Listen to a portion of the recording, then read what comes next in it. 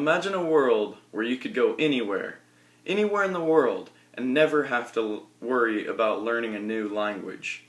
Imagine a world where language barriers were non-existent, and everyone could communicate effectively.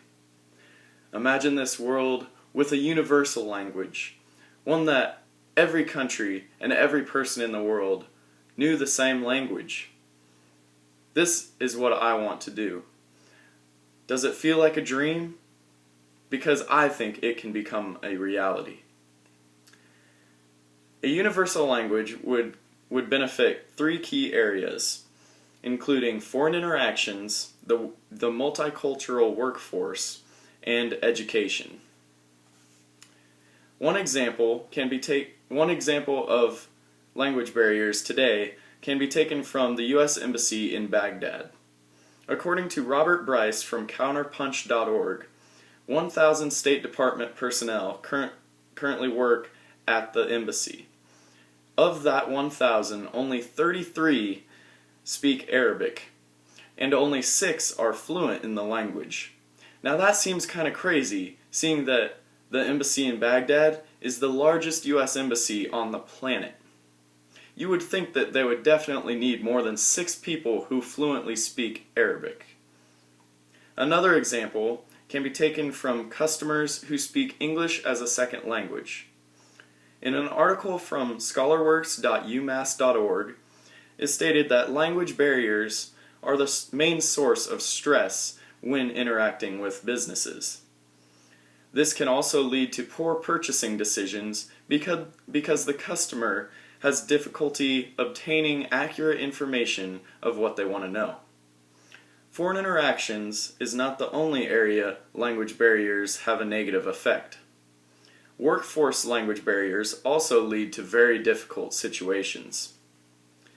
In an article by Chris Joseph titled "Cultural and Language Barriers in the Workforce," it stated that difficulty responding to requests is one great reason that we need a universal language. Just imagine you are an employee who does not speak the same language as your boss very fluently. Imagine your irritation when trying to perform tasks that your boss asks you to do. It would be very hard to respond in the correct way. Also, another problem in the workforce is interacting with customers. Now, if you are an employee with a very thick accent, customers might not fully understand you. They might be dissatisfied with the information you tell them, or you might not fully understand their question. This would cause you to provide false or misleading information to the customer, which would be very irritating to the customer, and he or she would probably take his business elsewhere. Adults are not the only ones experiencing language barriers. Students in school also experience a lot of trouble. In an article by Stephanie Ellsworth in Everyday Life, it states that the number of children between the ages of 5 and 17 who don't speak English at home grew from 4.7 million in 1980 to 11.2 million in 2009. Now that is a drastic leap in the amount of students that speak a different language at home. Language barriers have a negative effect on the academic performance of students. This could be because parents are not always very involved.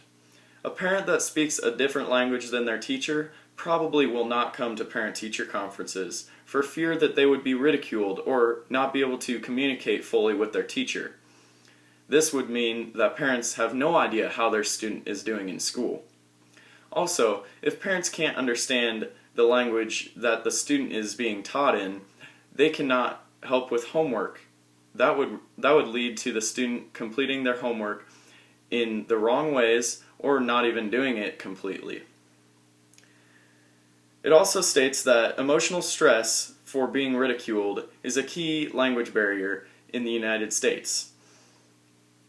Now, if a student cannot fully communicate their ideas in the classroom, they would probably not want to speak up for fear of being ridiculed, which would make complete sense.